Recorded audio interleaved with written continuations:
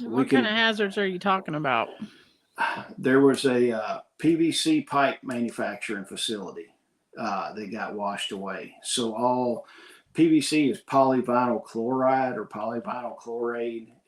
I don't know. All the chemicals that make that stuff up are pretty freaking nasty. So I mean, I wouldn't want it in my drinking water. I wouldn't want it in my dirt at my house. That plant got washed away, and I don't know all the chemicals that were in there. There was also another chemical plant that got washed away.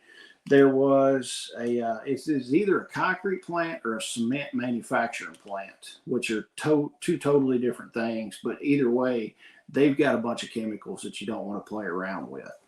So you've got those three things that got washed away. Plus, you're looking at dead bodies, human bodies. You're looking at dead animals that are there. That's a biohazard. You're looking at sewage, whether it's the sewer plant or whether it was septic systems, all those are compromised. Then you're looking also all the vehicles. Think about all the gas and the oil and all the fluids that are in vehicles and equipment. Think of all the crap that you've got in your house that washed away, all the paints, the solvents, the cleaning chemicals.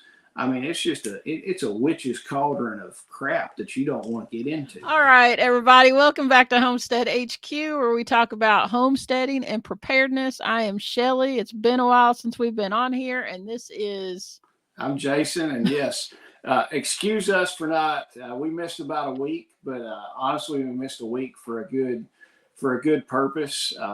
And we'll get out into that in the main topic. I've been in East Tennessee, essentially Jonesboro, Tennessee, with Grindstone Ministries, helping them clean up after the manufactured hurricane that came through. See what you did there. Yes, man-made hurricane. Google HARP if you want to. So, but yeah, that's where I've been. Sorry we missed a week. We'll see if we can make it up to you. We've got our festival coming up, and we've got several people we have not interviewed for it. So several. So we're going to try to hit that. And I told my wife, I was like, Whitney, I was like, the festival's around the corner. I was like, we're going to have lives and podcasts almost every night this coming up week and next week. I was like, we got to get this in. So we've got that, but before we start this, I'm not trying to pay any bills on this, but I want to give a shout out to our two biggest sponsors that we've got.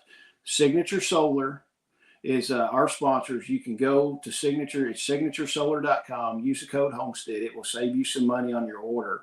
I called Peyton at Signature Solar and was like, hey, I'm going out with Grindstone Ministries to help clean up down there. I said, these people have no power. I said, I don't know what I'm walking into. I was like, but some solar generators would be awesome to take down there for us to use. He was like, let me see what I can do. The next day, he shot me an email back. He's like, we're sending you two of our big units. They sent me two massive units to take down there. We took those down there, used them, and it was amazing to show the outpouring that Signature Solar did for us.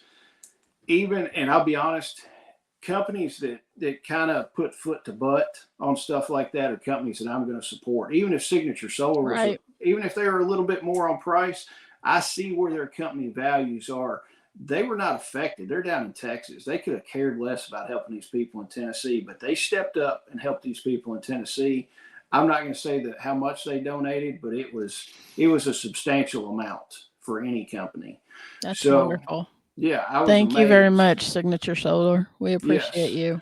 And Signature Solar next weekend, the 26th and 27th, they're going to be at our festival, and they're going to have their products. They're shipping products in. I talked to them. They're like, can we ship all? They're flying in. They're like, can we ship all our stuff to either your place or the festival venue? And I gave them both addresses, and I was like, ship it to whatever you want. So they're going to have product you can see, put your hands on it, ask those guys questions, whatever you want. But yeah, if you're like me and you know nothing about solar stuff, they're going to be there to answer my questions and your questions. Come check them out. Oh, I tell you, the solar generator, one of them they sent to me, I've not messed with solar that much, but it is literally, you take that thing, you turn it on, you plug your solar panels in, and it starts charging. And it's like, wow. I mean, it essentially. So can you just plug your stuff into it and it starts working? Yeah, you've got USB outputs on it, for a bunch of different types of USB. You've got 110 and 220 plugs on the side. I mean, if you can plug What kind of stuff will it run? Could this, you run power tools with it, or is it like could you run appliances? What you can you run on it? you could run damn near a whole house on the one that they gave us. Really? Yes, I mean That's amazing. it's a monster unit. I think they call it the 3800 series, but I think it'll run up to 6,000 watts at once. That's So awesome. Awesome. you can run a bunch of stuff, and it's idiot proof. I mean, it literally took me longer to take it out of the box than to plug the solar panels and get it charging. So we've got that, and then also VacMaster. It's VacMasterFresh.com. I called my rep Amy from there, and I was like, Amy, I said these people need nitrile gloves, and I was like, y'all sell nitrile gloves? They've got good nitrile gloves. I've Yeah, got a they do. bunch. I like using them butchering. And I They're said, good. these guys need some. So she said, call Dave. And Dave is one of the guys Dave is actually her boss. So I called Dave, and it's funny. She was like, Dave screens phone calls, so make sure he doesn't screen your phone call. So I called I called up there, and one of the girls answered the phone. I was like, this is Jason Sparks. I was like, I need to talk to Dave. And I said, don't give me that BS if he's screening his calls. And she kind of laughed. And he got on the phone. I was like, you got the message, not screen the call, didn't you? And he goes, yeah, how'd you find out? I was like, I've got people. And he just kind of laughed. So My people call your people. Yeah, so I kind of laid it on the line. I was like, hey, dude, I was like, I need nitrile gloves ASAP. I was like, I don't have time to mess around. I'm going to Jonesboro, and these people need it to clean this crap up. He said, let me see what I've got in the inventory, and I'll send you what I've got in inventory. And I was like, I don't need like a box. I was like, I need a freaking pallet. He emailed me back, and emailed me back like an hour or two later. He's like, I have, I forgot how many boxes, but I figured it up. They sent around 5,000 pairs of nitrile gloves to Jonesboro. That's awesome. Thank you so much, VacMaster. We greatly appreciate you. Yeah. So I was like, that's awesome. I was like, just drop ship them there. They drop shipped them. They showed up a few days later. They were coming out of Kansas, is where they came out of. So it took a hot minute to get from Kansas to Tennessee. But that was a substantial donation to Grindstone and those people in Tennessee. And I tell you what, I buy VacMaster stuff. You know, VacMaster's still got a sale going on. They've got, I think it's 30% off their chamber sealers, and then 15% off everything else at the website. And those discounts are going to stack on top of our discounts also. That discount is Homestead also for VacMaster. It'll save you 15% off. But guys, these two companies are supporting what happened in East Tennessee and Western North Carolina. They put Aren't they American-owned companies? Yeah, they're American-owned companies. So support them, guys. Go support them because they're supporting our communities that need help. Go support them, please. Unlike the federal government. Exactly. So go check that out. And honestly, too, VacMaster, I talked to Dave, the head, one of the head guys. I'm like, hey, we need to figure out logistics for the festival. And he was like, we have overbooked. We're not going to be at the festival. But what if I send you a VP 210? And I was like, really? And he goes, yeah. So somebody's going to win a chamber sealer. Yes, almost $1,000 chamber sealer. Wow. That's so awesome. That thing, I think that thing retail on it's $995 or something. I mean, it's $1,000 chamber sealer. It's a nice chamber sealer. That, and then they're sending a knife roll. You've seen me. Oh, yeah. Yeah, do the videos on the knife roll. So we're going to have one of those. Hold on a minute. Let me show you what that's going to be because I got one right here.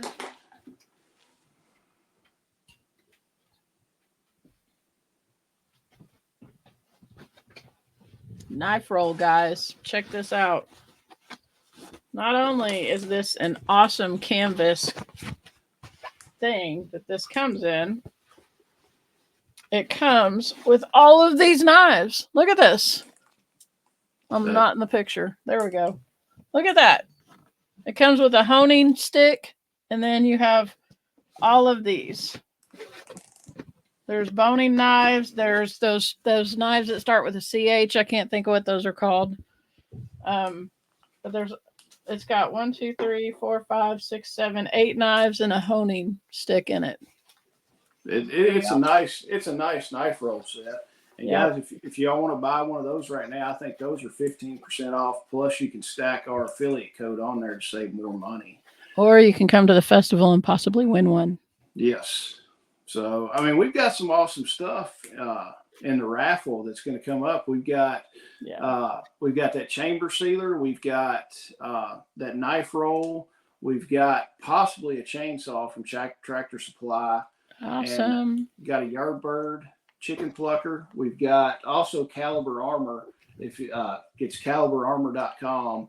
If you use the code Homestead 10, you'll get 10% off that. But we've got a plate carrier and a set of plates from Caliber Armor that we're going to be in the raffle. We've got a silencer from Silencer Co. that you can win a suppressor.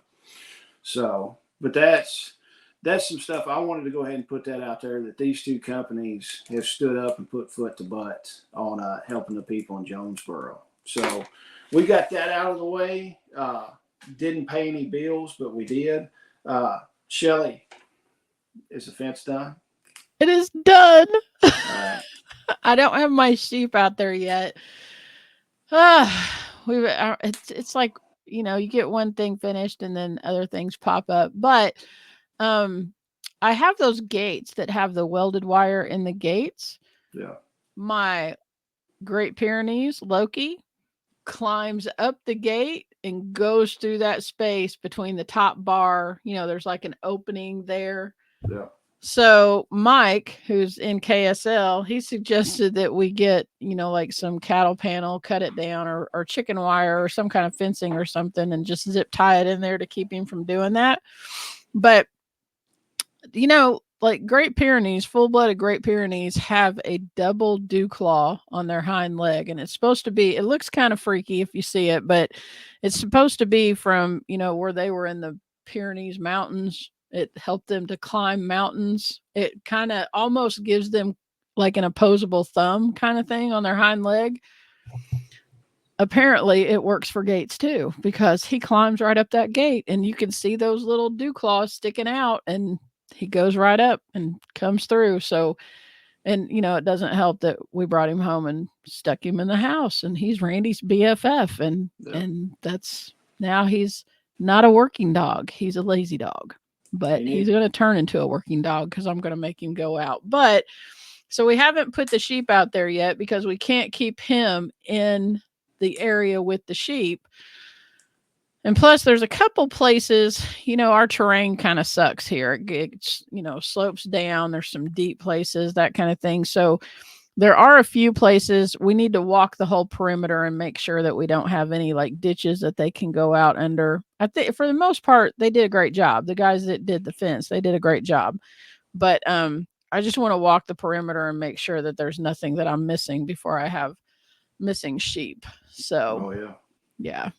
And then we, this last weekend, I canned my hind end off. I canned potatoes. We butchered 8, and this was like Randy had to work all weekend. So we butchered 8 chickens, me, Jessica, and Sam. And then we cooked the chicken, and then we canned the chicken. It was the very first time I'd ever canned meat before. I've never done that. I canned a bunch of potatoes. I canned a bunch of broth. When we processed our chickens, we did not use a plucker. We skinned them. I've never skinned. I've never done that before. So we, cut the skin open because we were going to cook it. So we cut the skin open and just, kind of like you skin a sheep or something like that when you're processing them. Or it was actually kind of like a rabbit. So we've had tons of stuff going on at the homestead, not to mention we're just kind of getting ready for a festival that's consuming every waking hour of my life.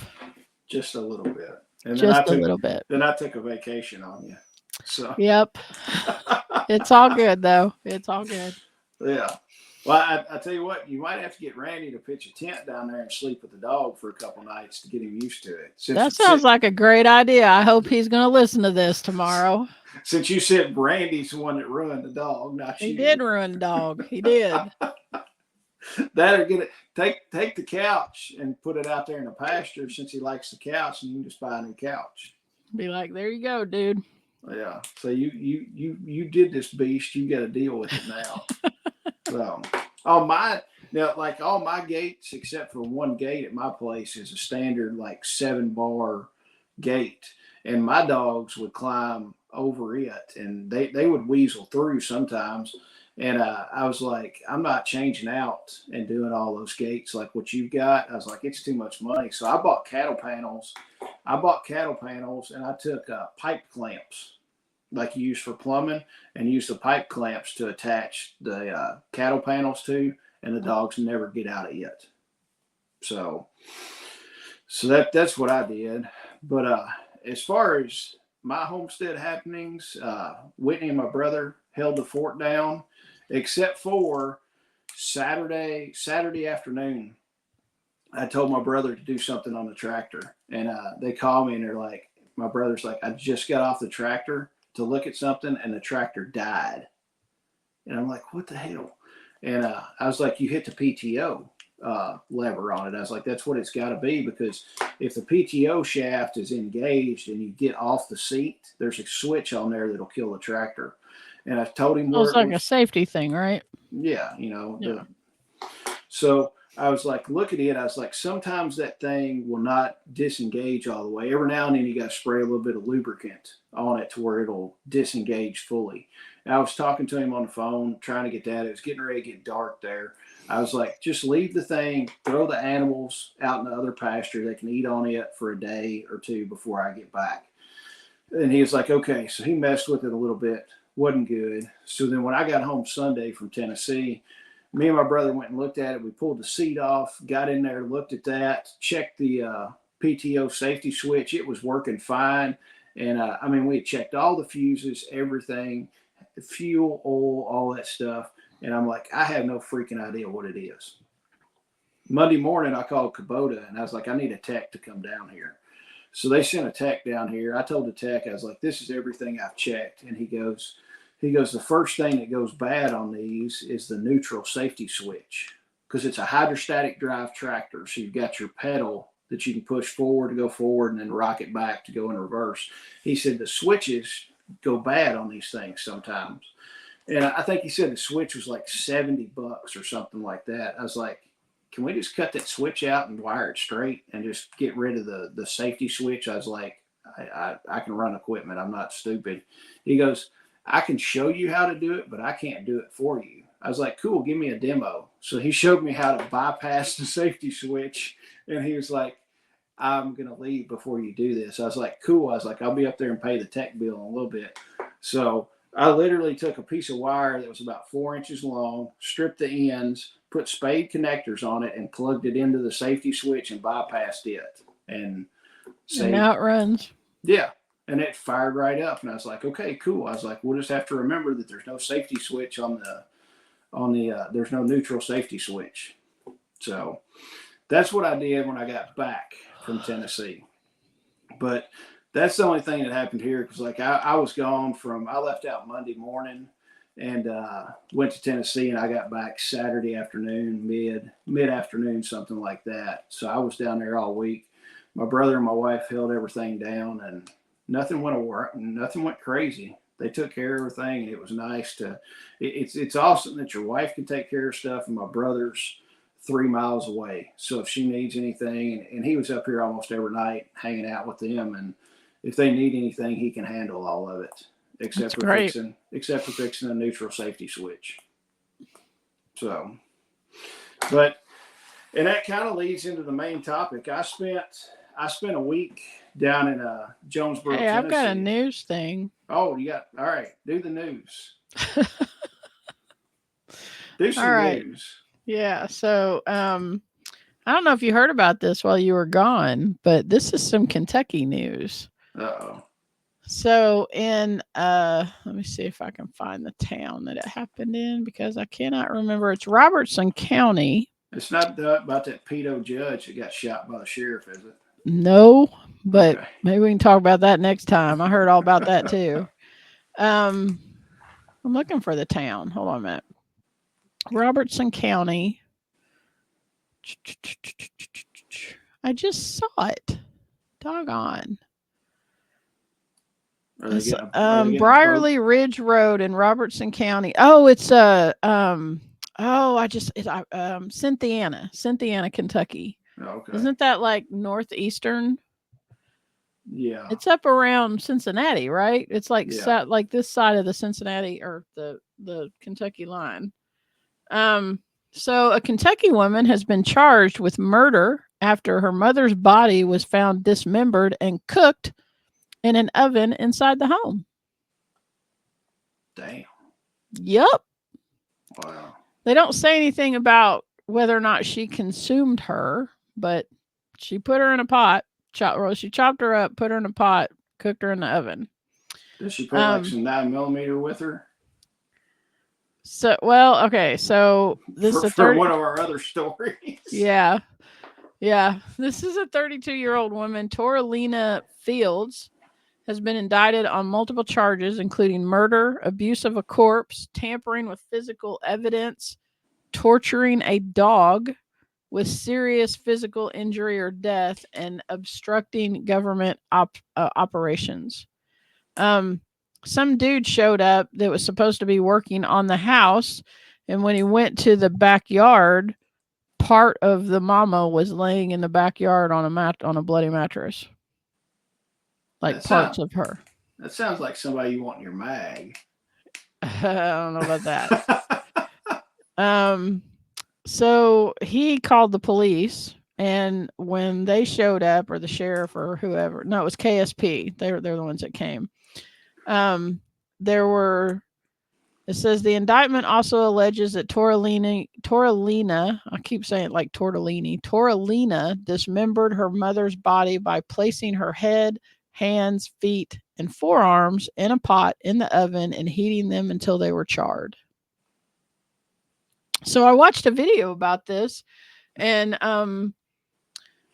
the mother, her I think it was her sister and brother-in-law and her niece were doing an interview on TV, and so the niece was talking about it, and they're obviously distraught about this woman dying, and from their account she was just like this great Christian woman and all that kind of stuff, which I'm not saying that she wasn't, but sometimes we don't know the whole story. um However, she's also distraught about the fact that the daughter, who had gone to California a few years ago to be an actress, and she had actually gotten parts in some, like low budget movies in California. I don't know what that means, low budget, but Skin flicks. yeah, I don't know. But she was in a motorcycle accident, the daughter. She was in a motorcycle accident and got brain damage in this motorcycle accident. So the niece of the woman who died, she doesn't, they don't, they're they're tore up on all sides. They lost this person in their family that they love, but then is the reason that the woman did it because she's crazy, because she has brain damage from this accident that she had riding a motorcycle. I mean, it's just kind of the story is a creepy whatever story anyway, but it's just kind of tragic. I mean, I don't know. But when the cops showed up to arrest the woman, she started trying to cast spells on them. Well, this gets better. And was very aggressive toward them and everything, because obviously she didn't want to go to jail. But that's just one more like notch on the crazies whatever. I mean, I don't know, but that's my story for this time. I don't know. I don't know if I should say stay off of motorcycles, if I should say, don't be mean to your kids. I don't know. I don't know how to make this better. It's just like a train wreck you can't look away from, Yeah, I didn't know we were gonna go all Silence of the Lambs and stuff tonight. I know, right? Some Father Beans and stuff like that. Yep. I'm just whew. When I was reading this, actually the girl that I work with, she was telling me about it. I guess it was last Friday. And she goes, "Did you hear about this chick in Kentucky that cooked her mama?" And I was like, "What?" All right. Yeah. I'm going to lighten this up a little bit. And it struck me. And I don't know, this is how my mind works. Of course, I talk Silence of the Lamb pops in my head, and how they're like rolling him out on this furniture dolly kind of thing. And then of course it went on to this. There was one of the nicest young men, kid. He was probably maybe 10 years old. He was there with his parents were there helping grindstone. And this kid busted his butt all day long, unloading boxes, packing boxes, donations, all this stuff. And I mean, every time I saw this kid, and I'm going somewhere on this, every time I saw this kid, he was smiling and just laughing and everything, having the greatest time. And the whole dolly thing got me thinking about this. We had pallet jacks out there, that you lift up pallets and you got the handle. And I asked the kid, I was like, "You ever rode one of these things like a skateboard?" He goes, "No, sir." I was like, "Watch this." I said, "You'll be doing this." So I got on the pallet jack and was doing it like a skateboard and riding it around the parking lot and everything. And he was like, "That's cool." And I was like, "You want to ride with me?" He goes, "Yeah, sure." So he jumps on the back and I'm like, just hold my shoulders. In front of God and everybody, we were out there. We went up this hill, riding this thing down this hill in this parking lot, cars coming through, people walking, and everybody's like watching us. This kid is just laughing hysterically because we were doing that. And we did that for like 20 or 30 minutes. And he was like, "That was fun." He's like, "Can we do it again?" And that made part of my time. I was like, "I hope your parents don't get pissed off that we did this, but you're having a lot of fun." He goes, "Yes." He said, "That was a lot of fun." So Sometimes you just got to be silly in the face of tragic events, right? oh yeah, I was like, we're gonna get yelled at, but we're gonna do it anyway. I don't care. So It's probably some kind of OSHA violation or something like that, but whatever. hell, the whole place up there is a walking OSHA violation. So, and I mean, it's my whole thing. When I leave the house, my wife tells me, she's like, "Be careful," and I do safety third, baby. So, and she's like, "Shut up." So, all right, you got any other Silence of the Lamb news? Nope. All That's right. it for the news. So, y'all, Jason has been out in Jonesboro, Tennessee, like he said earlier. He went out there last week and spent the whole week out there with Bear Independent, who is the creator, founder, CEO, whatever you want to call him, of Grindstone Ministries. So he was working with Grindstone Ministries. Um, if any of you all are interested in doing any kind of work with them, you can email serve@grindstoneministries.com, and they will give you information to do that. You got to fill out some forms and stuff, and they can hook you up, but they're always looking for volunteers. And according to Bear, they're going to be out there for a little bit, and Yeah. they need more volunteers to come out. When something like this happens, you get like a wave of people that want to come in and help, and donations and money and all that stuff. And then it very quickly usually dies off, right? So they need more volunteers out there helping. But y'all, I don't know if you have watched the videos that Permapastures Farm is putting out, because William was out there the same time that Jason was, William Bond from the Permaculture Consultant, or the videos that Bear updates daily about what's going out there. So you can go to Bear Independent or Grindstone Ministries and see what he's talking about out there.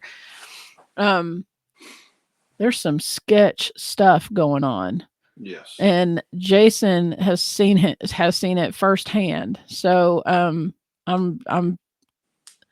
I started to say I'm kind of excited that he's going to share that with us in this podcast. I'm not excited is the wrong word, because it's doggone, the whole thing is sketch and tragic and corrupt and evil. I mean, there's so many words to describe what is happening to these people. In I don't.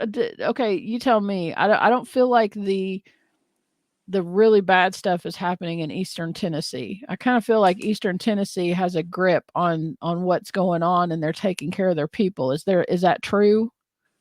It seems like TEMA, Tennessee Emergency Management, is doing a little bit more than the North Carolina. But I was not in North Carolina. I never ventured into North Carolina. When I was there, they had just started, Grindstone had just started kind of pushing in to North Carolina a little bit because Jonesboro's right on the. I mean, we were right next door to North Carolina. Grindstone essentially had 3 counties in Tennessee that they were operating in, and then they started pushing on into North Carolina. I didn't get the chance to go over to North Carolina. I think it feels like to me the damage was a little bit more in North Carolina, not taken away from Tennessee because I saw firsthand the stuff in Tennessee. I mean, there's nothing left in parts of it. But it seemed like Tennessee had a little bit better showing of stuff going on. But that being said, I didn't get to venture into North Carolina, and the only stuff I've seen from North Carolina has been on TikTok. I trust TikTok more than I trust CNN or Fox News. Just we'll put that out there. And then what I heard, so some of the guys from Grindstone were going into Tennessee or going into North Carolina. I know William went up to North Carolina and told me some stuff, and a lot of the other guys were going there. So from what I've seen on TikTok and what I've heard, North Carolina got a little bit more wide, a bigger area of the floods and the hurricane and stuff like that. But Tennessee's devastated too. Well, why don't you start by telling us what you like when you got there? What did you do? What were you doing with Grindstone? Well, this is the second time I've been with Grindstone. The first time I went to Barnesdale, Oklahoma, and TJ told me a tornado is a lot of destruction in a small area. A hurricane is a lot of destruction in a big area, kind of thing. It's more widespread. You know, with a tornado can hit and just level a whole side of the street, and right across the street there ain't a shingle missing on a house. Right. So it's hit spotty stuff, but a hurricane is a huge big swath of stuff. The areas that did not get flooded, like down by the rivers and stuff like that, that's where all the flooding occurred. And then there's a lot of it like tributaries and streams coming off in the mountains. Some of those spots got flooded, but a lot of the stuff, if you didn't get flooded, you got wind damage because there were trees. Once you got up into the mountains, there wasn't a water damage, but there was tons of trees down. It looked like a tornado went through. I mean, just pickup sticks with trees and everything. So after the hurricane hit, TJ had texted me. He was like, "What does it look like over in your place?" I was like, "We didn't get anything but some rain off this deal." No, we didn't get any damage. Yeah, and I asked him, I'm like, "What do you need?" I said, "I can't leave right this minute to go." I said, "I have to take care of a couple jobs I've got, but as soon as I get these jobs done, I'm headed that way." And he sent me a list of some stuff to see what I could get. So I worked the week before I went. I worked some logistics stuff, getting the stuff from Signature Solar, getting the stuff from VacMaster. I got a set of satellite phones for them to use down there because communication sucked. I mean, even before this, cell phone coverage was hit and miss down there. So the satellite phones, it doesn't matter as long as you're outside and you can see the sky, you can get communications. Right. So I was trying to get a little bit more specialty stuff there. I ended up getting almost a whole semi of supplies sent out there too. So I did that for the first week while they were on the ground. I went out there Monday. It was surreal. Like I had the address, punched it in, and I was as I was driving, I'm looking, and I'm like, I'm gonna stop every time I hit a quarter tank of fuel and fill up because I'd seen on, all the TikToks and the YouTube videos, it's like people standing for hours for gas. And right. When Grindstone sends out the op order for you, like what you need, they're like, when you come, plan on being self-sufficient for the time that you stay. So I planned on being self-sufficient. Literally my truck, I cleaned almost everything out of my truck. Shelly, you could see the bed of my truck. And my brother looked at it and he's like, "Damn, it looks like it's a new truck." I've known you for like 2 years and I've never seen the bed of your truck. Yeah. So it's always got stuff in it. Yeah. So literally everything was out of the bed of my truck so I could make room for supplies. The whole bed of my truck was toppled. I mean, full of stuff. The cab, literally, I had my front seat and I was driving. Everything else was full. The back seat, their passenger seat was full of supplies because I took every bit of fuel I was going to need. I took a generator with me. I took all the water I was going to need, all my food, enough change of clothes that I could change every day. Took baby wipes, toilet paper. I mean, literally everything and all my communication supplies that I was going to need to be self sufficient. So I took all that. But as I'm getting closer, I keep looking, at my phone and I'm like, I'm 30 miles out. I'm going to go ahead and stop. So I stopped and filled up with fuel. And I was getting closer to it and the GPS showed I was like 7 miles away. And I'm driving and I'm looking around. There's, like a guy out mowing his yard. It looks like a normal day. And I'm like, I stopped at a gas station, topped the tank off. I was like 7 miles away. And I was like, I might have put this in wrong. So I go back and check the address. I'm like, it's like, it's no war zone, nothing crazy. I double check the address and I'm like, I'm at the right place or, going the right way. So I get in, drive up and I'm like, it's like half a mile from the church and I'm looking around. I'm like, nothing looks weird. So I pull in. Grindstone had their fob, their forward operating base set up at a church. So I pull into the church and, there's semis, people unloading stuff, everything.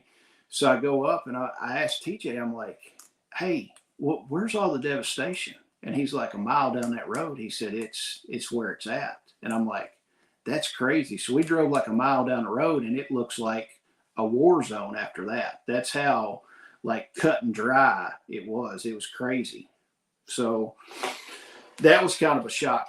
Just a mile down from where we were staying is complete and utter devastation. People have lost everything. So, Wow.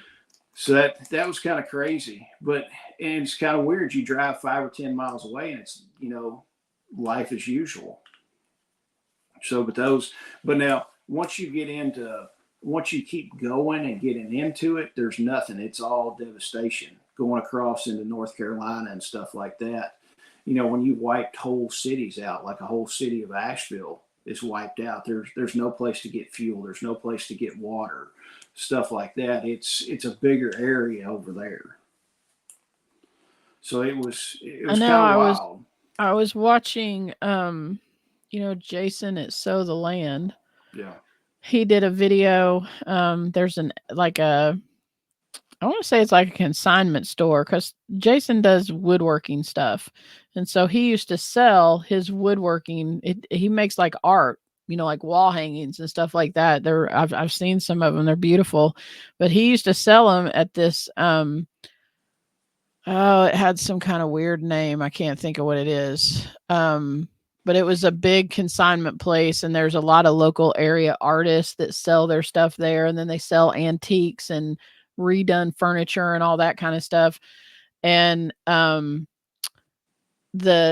if you look at where the creek is at and the bottom of this, it looks like a big warehouse that they've converted into this place.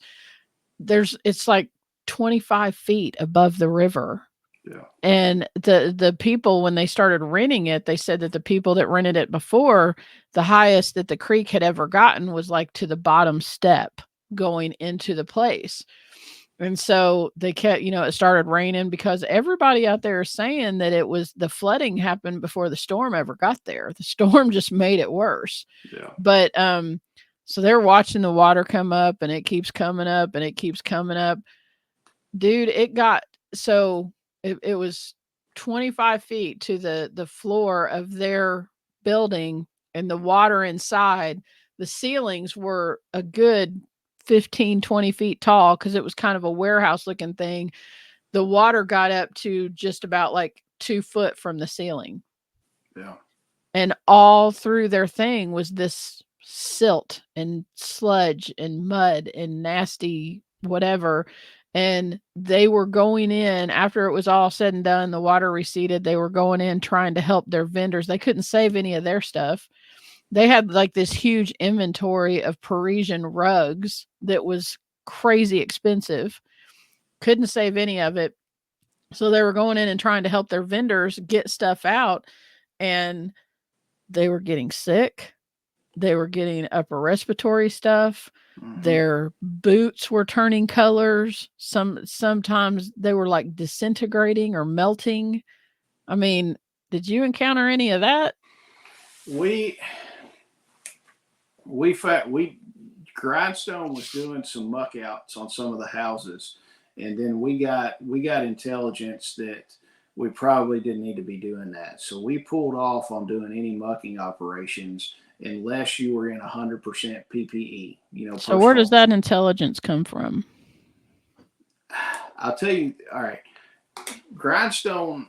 All right, the way Grindstone operates, it's a civilian organization, privately funded, but they operate it like a military organization. They had an S2 guy, which your S2 guy is your intelligence officer. We had security detail. We had comms guys. I mean, it's set up like a military deal. We had recon teams going out in the field that were talking to local people, finding people that needed help, and they were marking that GPS locations or addresses, and they would come back to the fob to the base and be like, "Hey, Joe Blow and his wife and 4 kids are up at this address and GPS coordinates. They could use this." So then you would send out supply teams to take these people this stuff. And then also, they had people that were going to meetings and stuff like that and just finding out stuff, scouting the area and everything. So that's where we found out a lot of the intelligence and just working with the local people, getting to know them and saying, "Hey, we're not from the government. We're privately funded and we are here to help you. We're not getting a dime for this. We're not getting anything out of it but the pleasure of what God wants us to do by helping our brothers." And after you realize that, after the locals realize that, they would open up to you and they're like, "Hey, these are good people. We're going to take their help." That probably took a little bit of convincing. Yes, especially the people in the mountains because they're so self-sufficient that they don't want help, and you've got to gain their trust. And I spent a full day gaining some people's trust doing that, and met this awesome guy. We're probably going to have him on the podcast to talk about his experience out there. His first name's Taylor. He lost his wood shop. He makes custom furniture and does a lot of agritourism stuff and travels all over the country doing this. He's like I think he said either sixth or seventh generation of living in the mountains over there. So he knows everybody and their brother right around that in his community. But I went and spent the day with him, helping him do some stuff for his wood shop and everything. Got to know him. He was like, "Hey," him and his wife cooked lunch for us. We went up and ate lunch with him, hung out for a while, and I was like, "It's great hanging out." I was like, "Let's get our butt back on this equipment and get this stuff done." So I spent the day with him, and I talked to him actually this afternoon. I was like, it kind of got on my heart. I was like, "I'm gonna give Taylor a call." So I called him and talked to him. He's like, "Man," he said, "if you come back out, let me know." He said, "I want to smoke a bunch of briskets and have a bunch of y'all guys over to my house, and we'll just have a party for the night." I'm like, "I will let you know." And I want to get him on the podcast. I asked him, I'm like, "Do you have the bandwidth to get on here and talk about, firsthand accounts with it?" And he was like, "Yes." He said, "Just let me know." So we'll probably have Taylor on in a few days to talk about what's going on over there from someone that lives over there. A lot of people are, like I did. I went over there and spent a week. I haven't seen everything. I didn't live through that. I can just tell you what I saw in a week. Taylor's lived over there his whole life, and he's going to continue to stay there so he can add a different perspective to that. But as far as intelligence stuff, we had guys going out that would find out stuff. What kind of businesses were along the river that got washed away. Well, there used to be whatever, a meat packing plant, or there used to be a car dealer, or there used to be a nuclear power waste plant on the river, kind of thing. But that's kind of they had a whole system set up for that. I mean, it was an awesome system that they had set up to gain intelligence and to get everybody where they're going. But like I said, we got word that we probably didn't need to be mucking houses out without 100% PPE equipment on, just because of some of the hazards in there. Uh, What kind of hazards are you talking about? There was a PVC pipe manufacturing facility that got washed away. So all PVC is polyvinyl chloride or polyvinyl chloride. I don't know. All the chemicals that make that stuff up are pretty freaking nasty. So, I mean, I wouldn't want it in my drinking water. I wouldn't want it in my dirt at my house. That plant got washed away, and I don't know all the chemicals that were in there. There was also another chemical plant that got washed away. There was it's either a concrete plant or a cement manufacturing plant, which are two totally different things. But either way, they've got a bunch of chemicals that you don't want to play around with. So you've got those three things that got washed away. Plus, you're looking at dead bodies, human bodies. You're looking at dead animals that are there. That's a biohazard. You're looking at sewage, whether it's the sewer plant or whether it was septic systems. All those are compromised. Then you're looking also all the vehicles. Think about all the gas and the oil and all the fluids that are in vehicles and equipment. Think of all the crap that you've got in your house that washed away, all the paints, the solvents, the cleaning chemicals. I mean, it's just it's a witch's cauldron of crap that you don't want to get into. I mean, think about taking all that stuff and just mixing it together and then throwing a ton of dirt on top of it and mixing it in this muddy slurry that's just scattered all over the place.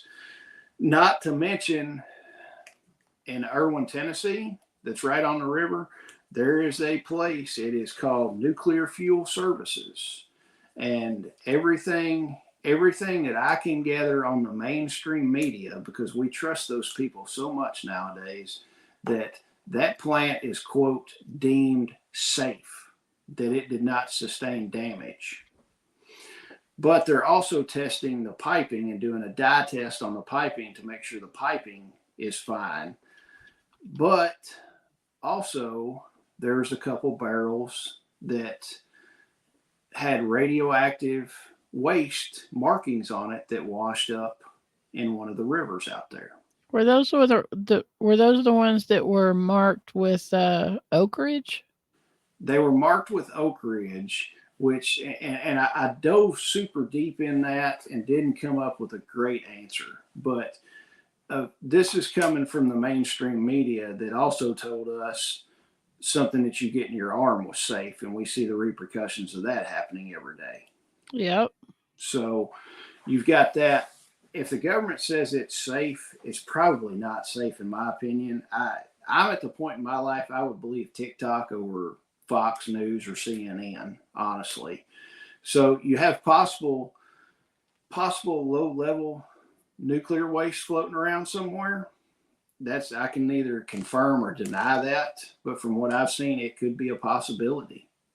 So you've got that soup of stuff going around, and yes, it is making people sick. I talked to several people that have seen people getting sick, and they've got sick themselves from working around in the muck and stuff like that. People need to wear 100% PPE, your personal protection equipment. I'm talking chemical boots, Tyvek suit, at least an N95 respirator, if not an N100, like full face respirator, chemical resistant gloves if you're down there in the muck and cleaning that stuff out. And excuse me, when it first started, this was all a sludge, but now it's drying out. So you're getting a dust everywhere, like you're getting a particulate that you can inhale, right? Yeah, you're getting a particulate. And if you look at the dirt down there, that area is super high in silica.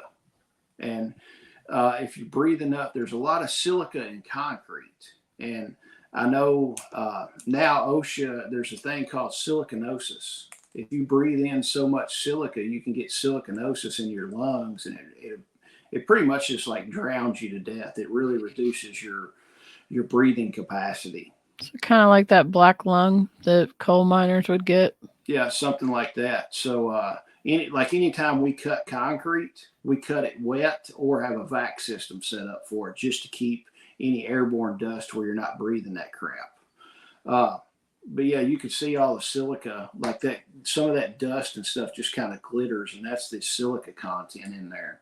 So anybody that's down there mucking houses doing that stuff, you need to be in 100% PPE. This is not the vid that we went through that your little face mask is going to protect you. This is some serious shit. You need to be in it. It's a for real deal.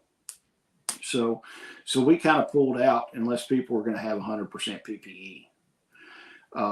And then So are there people? Okay, so I'm just trying to put myself in that situation. If I were out there and this had happened, my first instinct would be to go to my place, my homestead, whatever, and start cleaning it up.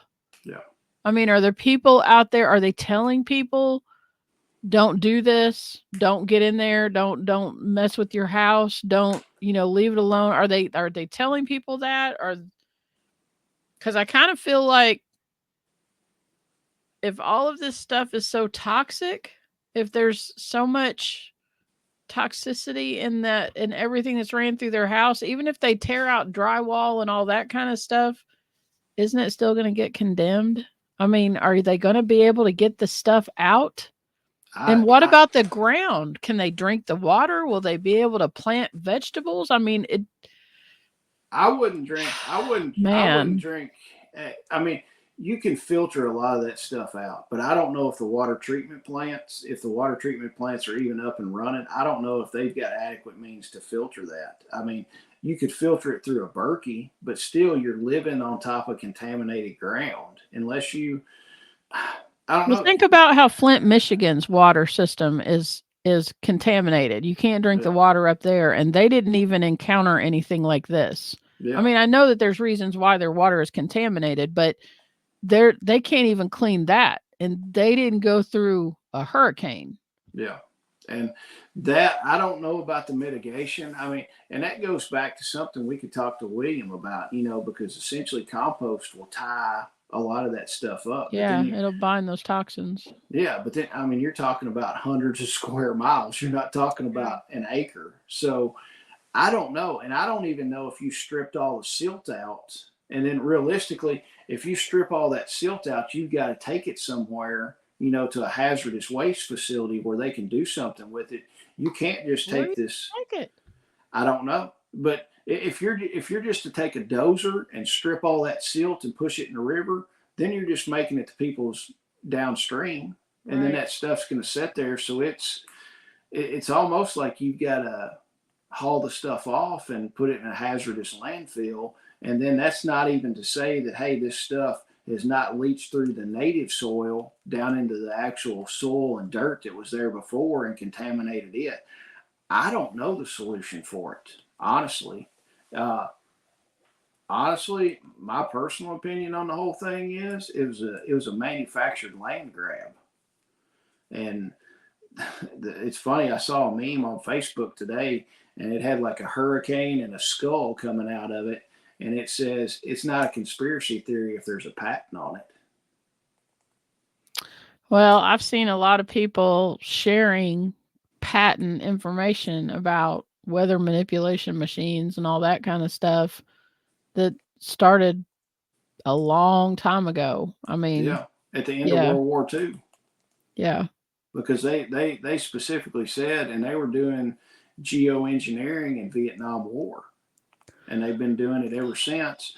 I personally think that they modified this storm, and I don't know how they do it. I don't know the logistics and the theory behind it, but I think they've got enough weather modification that they messed with this storm to where it would flood certain areas over there that have huge deposits of lithium. So then, It just sounds, I mean, it sounds crazy. We know it sounds crazy, right? yeah, It just sounds so crazy that you could that particular area that has those minerals that they need to get mined. And I heard something the other day about the pullout in Afghanistan that was a big fiasco or whatever, that happened because they they were mining those minerals in Afghanistan, and they lost the ability to do that. That got cut off. And then they were mining it somewhere else, India, Africa. I don't remember where the other one is. And that one got cut off too. And so this place in North Carolina is supposed to be our biggest, domestic reserve of these minerals that they need for, artificial intelligence and phones and all of that kind of stuff. But to be able to, I mean, I get that there's probably machines out there that they can create weather or manipulate weather, but to be able to be so precise that you can hit that specific area with a freaking hurricane? I mean, really? But if you've been doing it since Vietnam, you get pretty good at it. Oh, man. Hey, if I was I'm not saying it didn't happen. I'm just saying, damn, that's. Yeah. I mean, if I'd been doing something since Vietnam, heck, I wasn't born then, but if I've been doing something that long, you'd think you'd be pretty darn good at it. Yeah. That and have a an unlimited budget to do it. So Well, and the thing about it is, I'm just thinking this through as you're talking. The thing about it is, all of the videos that I've been seeing, about Asheville being devastated and all that stuff, the rain came, the flooding came before the hurricane. yeah, Like they had massive, unprecedented flooding before the hurricane ever happened. yeah, And then the hurricane just exacerbated it. So maybe they didn't have to be that precise with a hurricane. yeah. They were precise with the flooding, right? With the Yeah. storms or whatever that came through. And then, they could just, in a general area, direct this hurricane to wherever it needed to go. It sounds so crazy even coming out of my mouth. I mean, geez. I mean, you sound like a lunatic, and I've talked to some people. I've talked to some people about it, and they kind of give you that weird stare, like this dude's on drugs. Yeah. But then if you're like, hey, do a little research and use the Google machine and figure it out, and a day or two later they come back and they're like, you're not as crazy as you look. And so tell me what this HARP thing is, because I keep seeing that everywhere, but I haven't actually. Is that the machine? Is that the weather manipulation thing? Am I saying words that's going to get our YouTube shut down? I should. It's an angel playing a harp is what we're talking about. So if YouTube wants to know that, but harp is apparently they've got mobile harp stations where they can modify the weather, and then it's I think HAARP, right? Yeah. Okay, go ahead. I don't know the down and dirty details, but they've got these set up, and I know they've got mobile ones that they can move around and stuff like that to manipulate the weather. I don't know how they do it. I just know they can do it. I haven't got down in the weeds on the technicalities of it. Okay, I just Googled it, and it said HARP stands for High Frequency Active Auroral Research Program.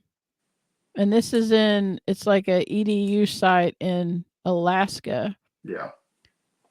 Okay, so Don Gorman, who's going to be speaking at our festival, posted on Facebook. I'm pretty sure it was Don. Dawn, if it wasn't you, I'm sorry. I'm pretty sure it was Dawn, though. She posted on Facebook that all of, in Kentucky back in May, because I was at Midwest when this happened, back in May, and then recently, last week, they're putting on there, you can see the Aurora Borealis in Kentucky. Yeah. And you could see it in Midwest. Now, I haven't been able to see it. I've gone out both times and haven't seen anything in the sky. But she posted, she said, people, you are not seeing the Aurora Borealis. This is what you're seeing. And it was that HAARP thing. Yeah. So is that part of the manipulation of all this? Like, I need to research this, right? Because I don't know what I'm talking about. But it says that it's a research program that studies the ionosphere and highest parts of the Earth's atmosphere. High frequency active aurora. So are they creating these lights that we're seeing down here in Kentucky?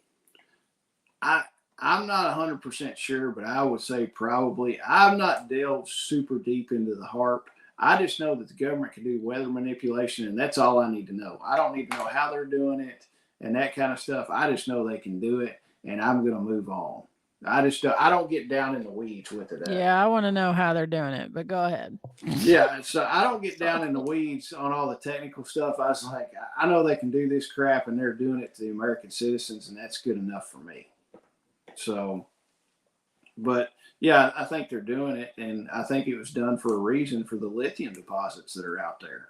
Because if you can make a place, I mean, if they're going to go in and mine, like I've seen lithium mines before, there's nothing left. It's like scorched earth after that place is done. Yeah, I've seen pictures of it. It looks, I mean, it looks toxic as hell. There's Yeah. crazy colors and it looks horrible. I've seen a lot of pictures, I guess like Google Earth pictures. Yeah. Yeah.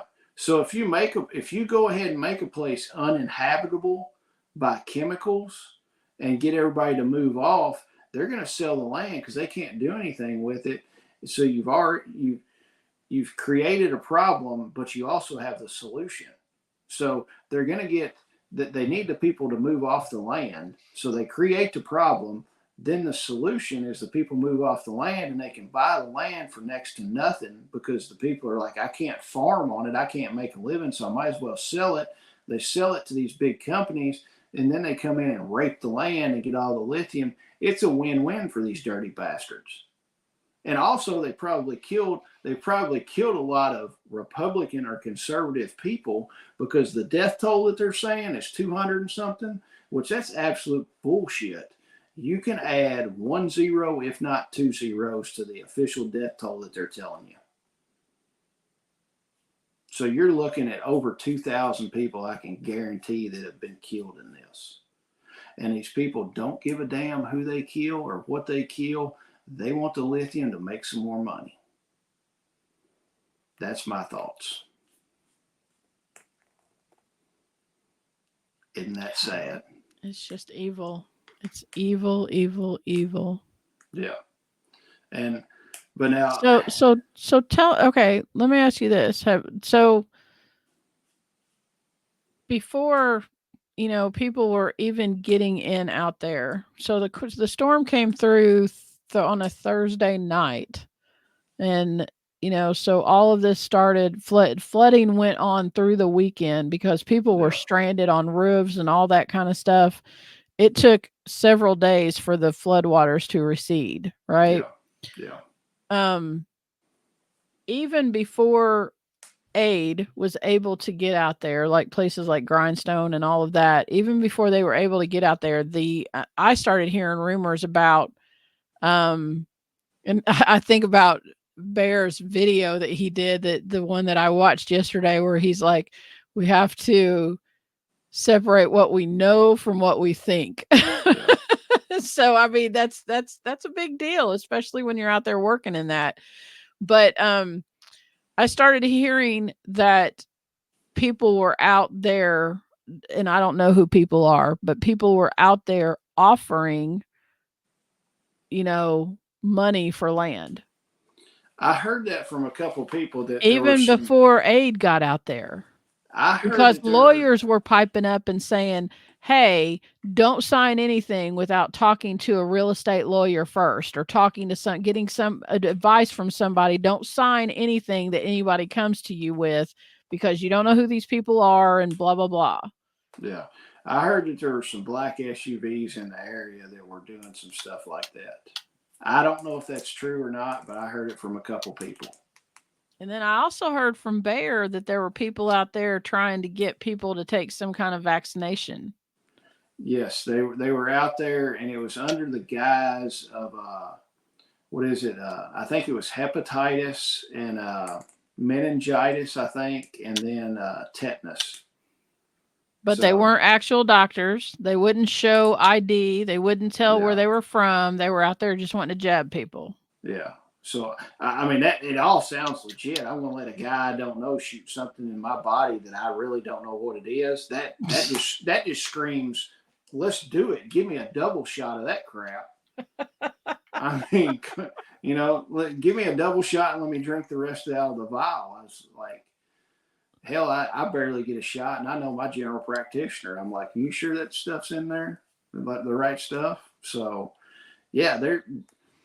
All right. there's some weird shit going on down there, and I don't know all the weird shit that's going on down there. Nobody knows except for the deep state, for a lack of a better term. And, we're all just a bunch of useless eaters, by their standards. But I don't know. Not everybody knows what's going on down there. And it's weird. There's like a weird vibe down there with some of the stuff. It's like Grindstone's doing this humanitarian aid and helping people. But then there's also all these conspiracy theories floating around of what might be going on. So they're looking at that also. But then we're also trying to help these people, and it's like, what's going on? But it was just weird, and some of the meetings and some of the conversations that I had, it's like there's something weird going on down here, and I can't put my finger on it. Did you see any insurance people? I didn't see any insurance people, but I heard that there were some insurance adjusters down there doing stuff. And I will tell you this is straight from the source. A couple of the guys went into the FEMA office, and there were 4 people at the desk for FEMA. 2 of them did not have the time to look up from their cell phones to greet the people. The other people were told, they're like, we're here to get benefits, get aid. They told them to go back to their houses and fill out the forms online. Their houses that got washed away in the river, and that they have no internet, and they have no power, and they have no way to charge a phone or charge a computer or whatever. That home that they're supposed to go to and do that. Yeah.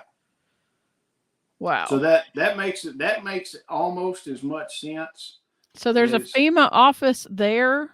There were FEMA offices. There was a FEMA office there. I never got to see the FEMA office. I didn't go into it. But some of the guys were like, that's what we saw when we went. And they can't be bothered with actually helping somebody fill out an application. Yes. FEMA. And it has been proven. I mean, it's factual that money, the $750 per household, not per person, that they're giving to people, they have to pay it back. Yeah. And it's also been proven that if you fill out that application, and to get that $750, or you receive that $750, they can then, if they don't like something on your application, they can come on your property and investigate. Yeah. Because you signed and filled out that application. Yeah. It's just another way for the government to get their claws in you. But we've got... Y'all, I don't think it's worth $750. No, but hey, we've taken care of Israel and sent billions of dollars over there. And thank God we're taking care of Ukraine people, because we've sent billions of dollars over there, but we're going to give our people a $750 loan. That's horseshit, in my opinion. And then we're taking care of illegals that are coming across, law-breaking people are coming across our border, but we're giving those people thousands of dollars a month. Yep. On freaking cards, but we can't. The best we can do for American citizens, mostly law-abiding American citizens, is a $750 loan. The system's broke, and it's horseshit, is what it is. I agree. And nobody's really visiting. Nobody's really saying anything. If you see stuff, and I don't watch mainstream media, but like I've talked to people, and I'm like, what are they saying on mainstream media? And they're like, they're really not covering too much. They're done. They're not saying anything. I saw an interview. Somebody did an interview with Kamala, and they were calling her out on some things that were said about the aid that went to the HELENE victims. And, she was just kind of gaslighting them and not giving them responses. And they were like, no, we want you to answer this question. And, she was just blowing them off. That is the only thing in probably since last Friday that I've seen any coverage about what's going on in Eastern Tennessee or Western North Carolina. And they're pretty much done. Yeah.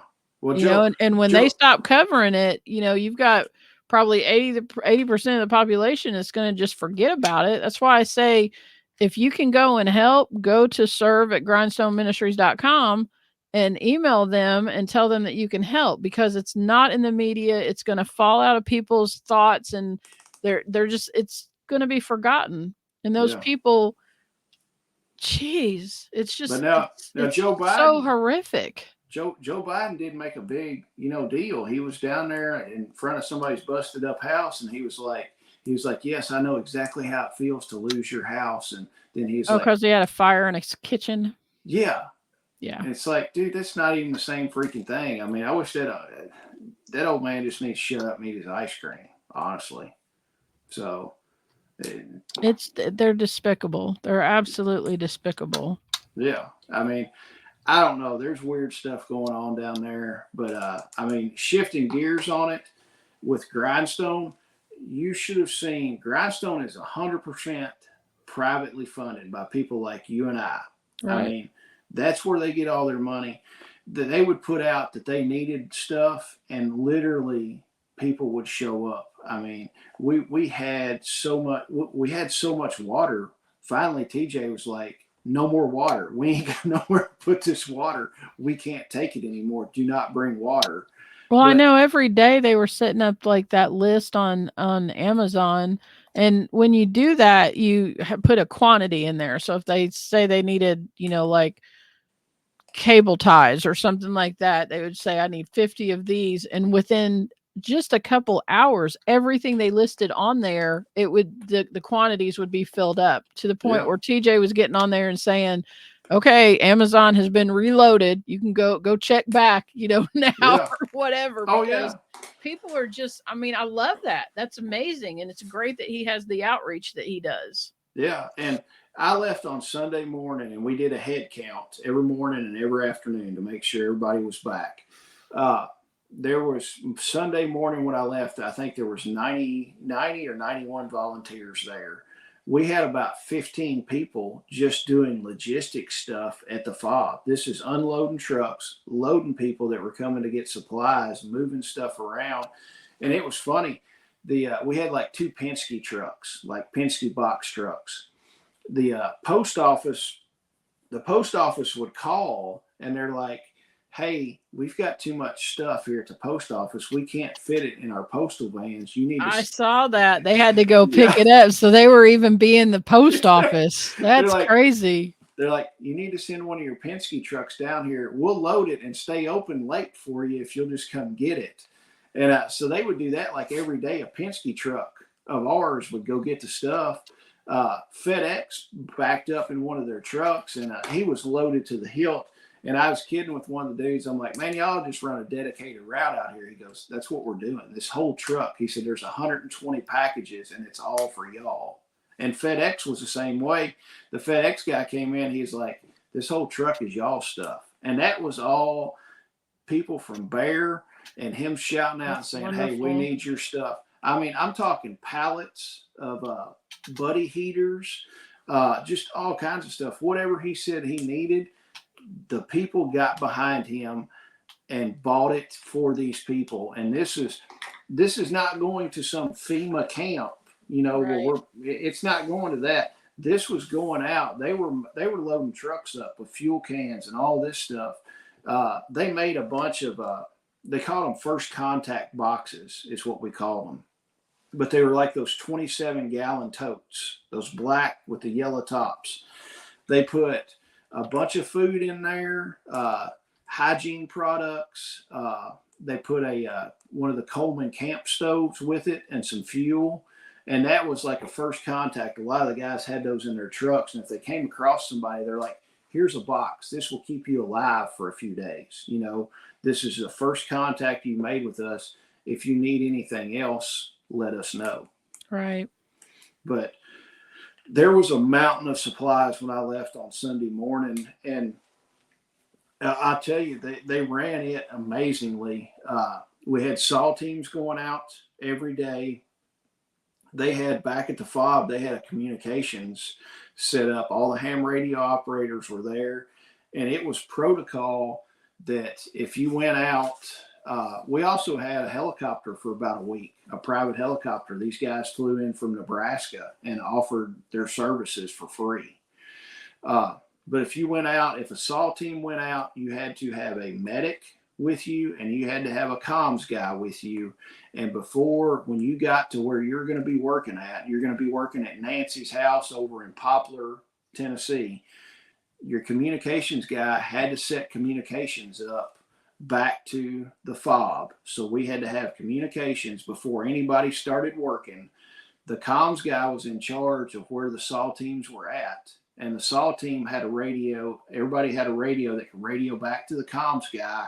And then the comms guy could radio to the fob, to where if there was a medical emergency, the medic could take care of that person until the helicopter could come and land and medevac that person out. So it wasn't like, let's all us rednecks just grab saws and start cutting shit. And if somebody gets cut, we'll figure it out on the fly. It was straight on. They have a structure in how they do things. Yeah, exactly. Yeah. I mean, heck, I went out. Ezra is one of the guys that works for Grindstone and lives in Oklahoma. Ezra and I went out just to look at a site for Taylor, the boy that we were helping that day. They were like, you need a comms plan just to go out.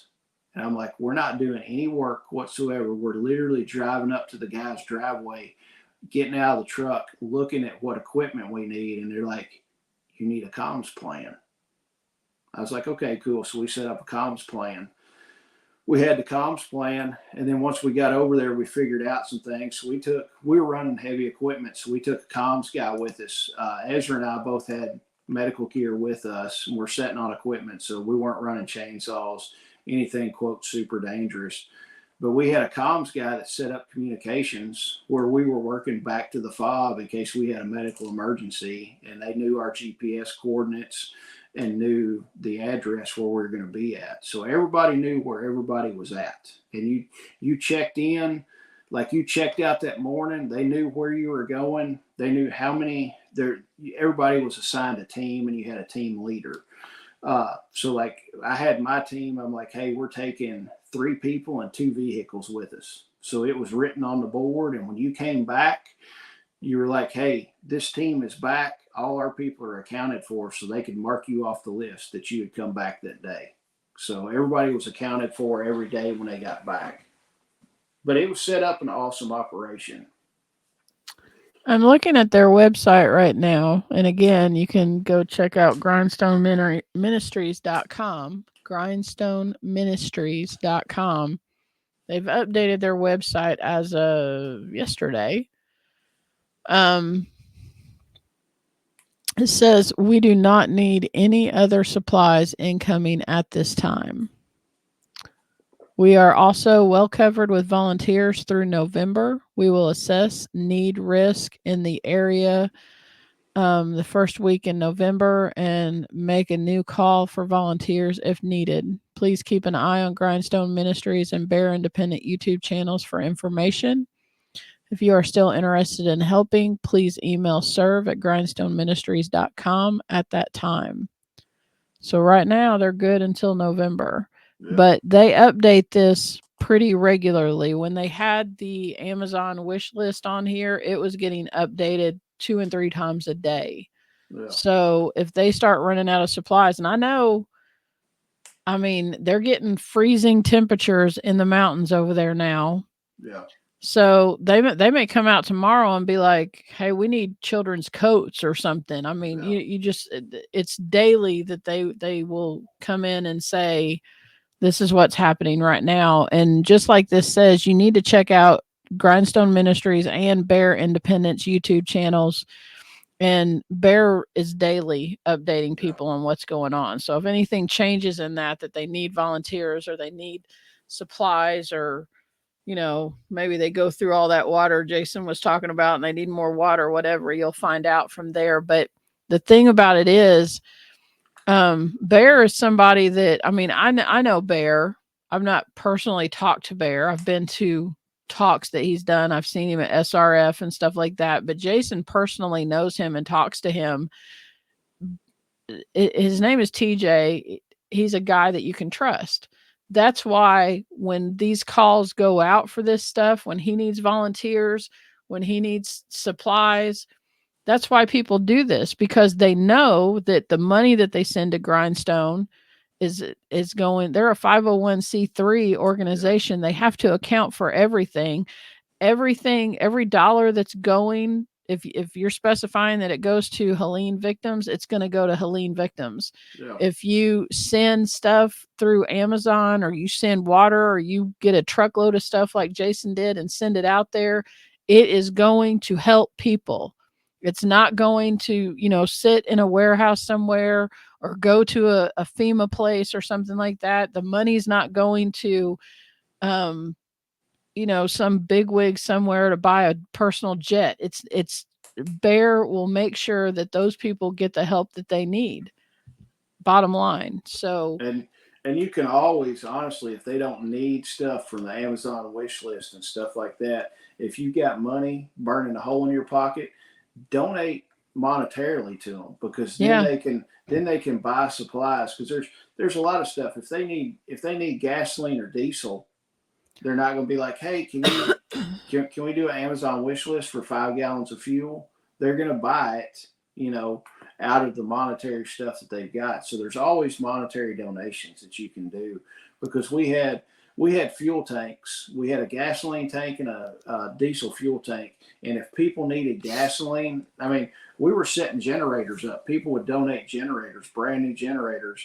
And we would take the generators, unbox them, fill them with oil, fill them with gas, make sure they ran before these people got it.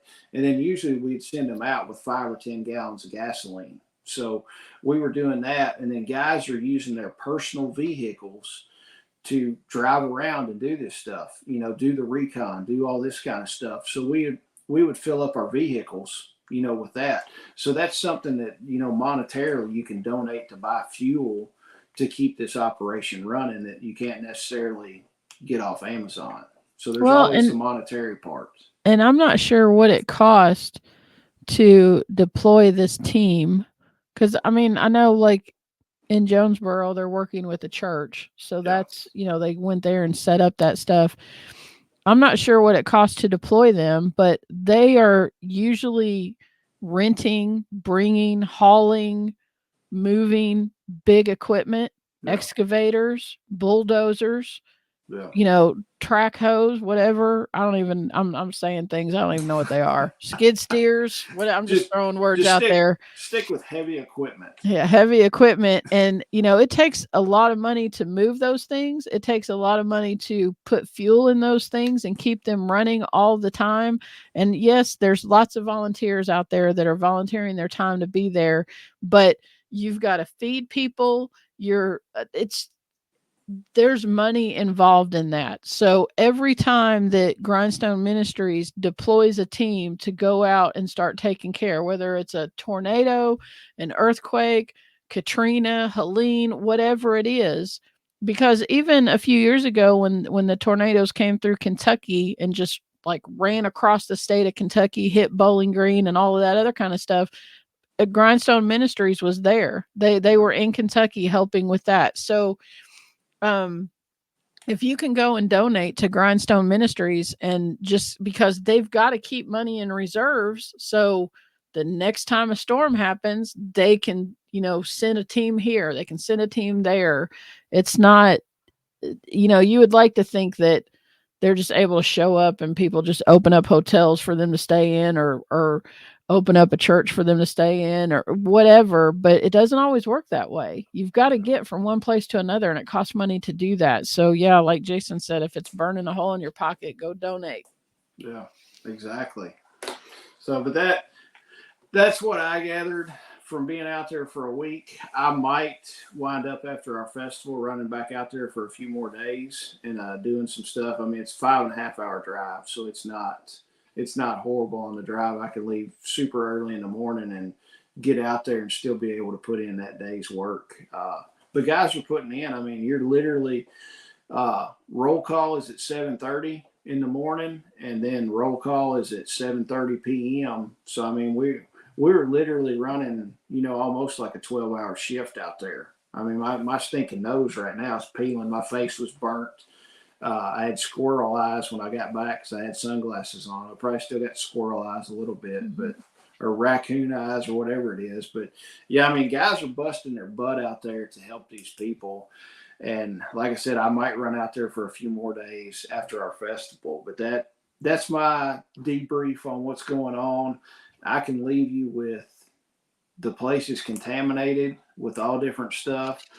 FEMA's not worth a damn. The government's not going to help you. Private citizens are going to help you.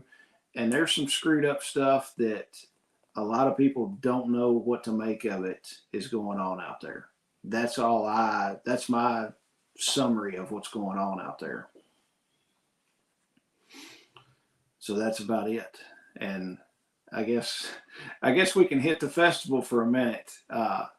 Next weekend. We're going on like an hour and 24 minutes. And I know. That's why. It's way past my bedtime, Jason. But hey, we're going to have a festival on October 26th and 27th. The Kentucky Homestead, or Kentucky, I don't even know what it's called. The Kentucky Sustainable Living, Homesteading, and Preparedness Festival. We're going to have a ton of amazing speakers. I'm going to run through that list real quick. Don't even run through the list. Honestly, what you need to know, KentuckySustainableLiving.com. Buy your tickets. Look at all our people. We've been long-winded tonight and going on. And buy a stinking ticket for Caleb House charity dinner. Yes. I want you to come to that. If you don't do anything else, buy a ticket to the charity dinner. Come eat prime rib with us and buy your tickets now, because we're going to cut those off pretty soon, because we have to let the girl know how much prime rib to order for us to chow down. Like in less than a week, we have to let her know. So you, in the next couple days, you better get your ticket purchased. Yeah. It's $150. Go to KentuckySustainableLiving.com, buy your ticket. You're going to get to hang out with all of our awesome speakers, pick their brain about whatever you want to talk to them about. You can sit next to them. If you come and talk to me and Jason and be like, I want to sit next to that Sean guy that talks about all the cell phones and all that stuff, we can do that. We can hook you up. Exactly. So come and talk to us and get your tickets and support Caleb House. It's a great organization. It helps to get people out of sex trafficking. It gives them a safe place to stay where they're not going to be found. It gives them, there's therapy, everything that they need to get back and to get their life back, man. It's just go help those people. That's what we need to do, right? Yep. Go to the festival website, buy your ticket, and we will see you in a few days on the next podcast. Talk to you later. Bye. Bye.